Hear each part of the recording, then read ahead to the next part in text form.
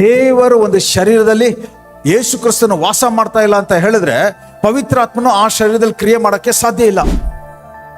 ಈಗ ರಕ್ಷಣೆ ಹೊಂದಿ ಅಂತ ಹೇಳ್ಕೊಳ್ಳೋಕೆ ಒಂದೇ ಒಂದು ಕಾರಣ ಏನಂತ ಹೇಳಿದ್ರೆ, ತಂದೆಯಾದ ಉದ್ದೇಶವನ್ನು ಯೇಸು ಕ್ರಿಸ್ತನಲ್ಲಿ ಇರುವುದನ್ನ ಆ ಶರೀರದಲ್ಲಿ ಯೇಸು ಕ್ರಿಸ್ತನ ವಾಸ ಮಾಡಿದ್ರೆ ಮಾತ್ರನೇ ಪವಿತ್ರಾತ್ಮನ ಕ್ರಿಯೆ ಮಾಡಕ್ ಸಾಧ್ಯ.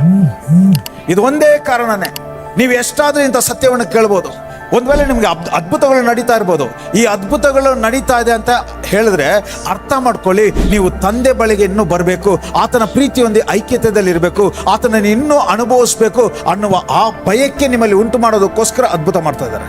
ಯಾವ ಶರೀರದಲ್ಲಿ ದೇವರು ವಾಸ ಮಾಡ್ತಾ ಇಲ್ವೋ, ಯಾವ ಶರೀರದಲ್ಲಿ ಪವಿತ್ರಾತ್ಮನ ಕ್ರಿಯೆ ಮಾಡಕ್ಕೆ ಸಾಧ್ಯವಾಗ್ತಾ ಇಲ್ವೋ ಅಂತ ಶರೀರದಲ್ಲಿ ದೇವರ ವಾಕ್ಯದ ಮೂಲಕ ಅವರು ರಕ್ಷಣೆ ಹೊಂದಿ ಪವಿತ್ರಾತ್ಮನ ಒಳಗಡೆ ಬಂದು ದೇವರ ಉದ್ದೇಶವನ್ನು ಆ ಶರೀರದಲ್ಲಿ ಪ್ರಕಟಪಡಿಸಲೇಬೇಕು ಅಂತ